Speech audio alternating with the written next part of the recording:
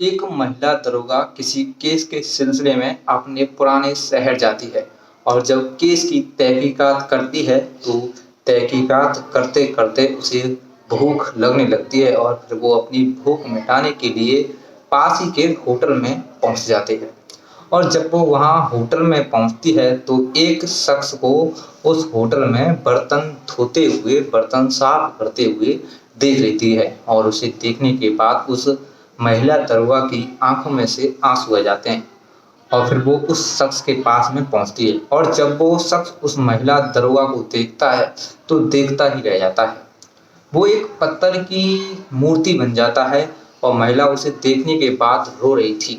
फिर वो उस शख्स से उसकी यहाँ आने की स्थिति के बारे में पूछती है कि बताइए आप यहाँ तक कैसे आए।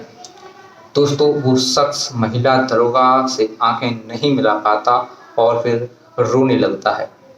दोस्तों वो शख्स उस महिला दरोगा का वही तलाकशुदा पति था जिसे आज से उसने 2 साल पहले ये कहकर तलाक दे दिया था कि मैं तुम्हें अपने साथ में नहीं रख सकता, मैं तुम्हें अपनी पत्नी बनाकर नहीं रख सकता हूँ, तुम मुझे माफ कर दो। तो दोस्तों नमस्कार, प्रणाम। ग्राम वार्ता के इस चैनल में आपका स्वागत है। आज की एपिसोड में मैं आपके लिए एक ऐसी सच्ची घटना लेकर आया हूँ जिसने पूरे संसार को, पूरे समाज को शर्मसार कर दिया। एक ऐसा शख्स जो अपनी पत्नी की मेहनत से, अपनी पत्नी की सफलता से दुखी होता है और उससे आंखें नहीं मिलाता और उसे डर लगा रहता था कि उसकी पत्नी आज एक बड़े पद पर है और वो एक मामूली सा कंपनी का मैनेजर है। दोस्तों वीडियो में आगे बढ़ते हैं, लेकिन वीडियो में आगे बढ़ने से पहले आपसे एक छोटी सी रिक्वेस्ट है कि वीडियो को लाइक कर दीजिए और अगर चैनल पर पहली बार विजिट कर रहे हैं तो चैनल को भी सब्सक्राइब कर लीजिए, जिससे कि मेरा मनोबल बना रहे और मैं आपके लिए ऐसी ऐसी कहानियां लाता रहूं। दोस्तों आप कहानियों को शुरू से अंत तक जरूर सुनिएगा। दोस्तों उस महिला दरोगा का नाम सपना था और उस शख्स का नाम था राहुल। दोनों की मुलाकात कॉलेज में एक फंक्शन समारोह में हुई और उनकी मुलाकात दोस्ती में बदल गई। दोनों ने दोस्ती प्यार में बदल गई, दोनों में मोहब्बत होने लगी और धीरे धीरे शादी करने से पहले दोनों लव रिलेशन में रहने लगे। लव इन रिलेशन में जब वो रहने लगे तो उन्होंने फिर शादी करने का निर्णय ले लिया। उन्होंने फिर एक दूसरे से शादी कर ली। सपना जो थी वो बुद्धिमान लड़की थी, उसमें बहुत बुद्धि थी। जो राहुल था वो भी कंपनी में मैनेजर के पद पर काम किया करता था। सपना का केवल एक ही सपना था। उसका सपना ये था कि वो अपनी मेहनत से अपने पद पर बनी रहे और दरोगा का पद हासिल करे। वो चाहती थी कि दरोगा बनने की बात फिर उसने अपने पति राहुल को बताई और जब राहुल ने ये बात सुनी तो राहुल ने कहा कि ठीक है, मुझे क्या है, तो मैं तुम्हें पढ़ाता हूँ, तुम अपनी तैयारी करो। दोस्तों फिर सपना राहुल जो कि सब कंपनी में मैनेजर था, उसका वेतन और उसकी पत्नी सपना थी, उसका जो कोचिंग का किराया था, ट्यूशन का जो फीस थी वो 7,000 रुपये महीना था। वो किराए के मकान पर रहता था। मकान जो था उसकी फीस 1,000 रुपये महीना थी। कुल मिलाकर के खर्चा खाना पीना था वो हो जाया करता था। राहुल अपनी कमाई में से केवल सेविंग कर पाता था, लेकिन उसने दिन रात मेहनत की और दिन रात मेहनत करने के बाद में अपनी पत्नी सपना को पढ़ाया। सपना ने दिन दोगुना रात चौगुनी पढ़ाई की और इससे पहले इसने इतनी पढ़ाई की कि वो मात्र 2 महीने में ही पढ़ाई करने के बाद दरोगा के पद को हासिल कर लेती है।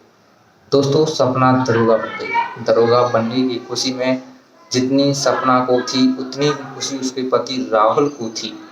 राहुल ने अपनी पत्नी के दरोगा बनने की खुशियाँ अपने सभी दोस्तों में, सभी संबंध वालों में बता दी कि पत्नी दरोगा बन गई है।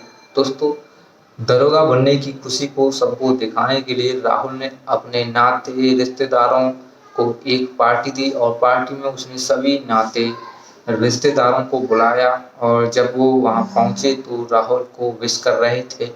राहुल से केवल यही पूछते थे कि तुम्हारी पत्नी कहाँ है और वो राहुल से बात किया करते थे। वैसे राहुल से बात नहीं करते हैं, वो सीधा उसकी पत्नी सपना के पास जाते हैं और फिर सपना को कॉन्ग्रेचुलेशन बोलते हैं। और दोस्तों, जब सपना आते हैं सीधा केवल सपना से ही बातचीत करते हैं तो फिर राहुल को जलन होने लगती है, उसे ईर्ष्या होने लगती है अपनी पत्नी की सफलता से। दोस्तों, समय का चक्र चलता रहता है, कुछ समय और गुजर जाता है और जब समय बीत जाता है तो जो छोटे छोटे अधिकारी थे, कांस्टेबल दरोगा थे, जो कांस्टेबल थे वो छोटे छोटे इंस्पेक्टर थे, उसकी पत्नी के घर पहुंच गए, यानी कि राहुल के ही घर पहुंचते हैं तो राहुल से पूछते हैं कि मैडम साहिबा कहाँ हैं। अब दोस्तों, जैसे ही ये शब्द बोलते हैं कि मैडम साहिबा कहाँ हैं, वैसे ही राहुल को ईर्ष्या होने लगती है। सभी लोग केवल उसकी पत्नी के पास आते हैं, उसके पास कोई भी नहीं आता, उसे ईर्ष्या होने लगती है। और दोस्तों, इसी ईर्ष्या के चलते, इसी जलन के चलते फिर राहुल ने अपनी पत्नी सपना से तलाक लेने का फैसला कर लिया। वो अपनी पत्नी के पास पहुंचा और उसे तलाक लेने की बात कही। दोस्तों, सपना ने उससे पूछा कि आखिर मुझ में क्या कमी है, मैंने ऐसी क्या खता कर दी, ऐसी क्या भूल कर दी जो आप मुझसे तलाक ले रहे हो। वो बोलता है कि मुझे तुम में कोई खराबी नहीं है, तुम मेरी पत्नी बनने के लायक नहीं हो, इसीलिए मैं तुमसे तलाक लेना चाहता हूँ। दोस्तों, सपना ने राहुल को बहुत समझाया, बोला कि अगर आप हमारी ज़िंदगी से चले जाओगे तो हम कहीं भी नहीं रहेंगे, हम मर जाएंगे। लेकिन राहुल ने सपना की एक बात भी नहीं मानी और उसे ठुकराते हुए उससे तलाक ले लिया। तलाक लेने के बाद और तलाक देने के बाद सपना का दिल पूरी तरह से टूट गया। वो उदास रहने लगी और 15 दिन तक घर में ही पड़ी रही।